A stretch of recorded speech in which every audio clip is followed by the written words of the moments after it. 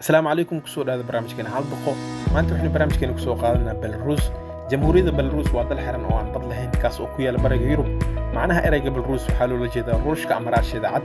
وحنا حدود ليها روشكا يوكرين بولند ليثوانيا إلى لاتفيا وعن عاصمة أهم مقالة مينسك ما وقتها مقالة إني جاب أهان بربورتي أنتي اللي وجود جري دالك اللي بدي أدونك حتى إن كم تها مقالوين كون نظافة في عن يوروب أردن ترددك على قاسة سؤال مليون وقف luuqadaha rasmiga lagu hadlana waa Belarusian iyo Afruushka 70% dadku waxay ku hadlaan luuqada Ruushka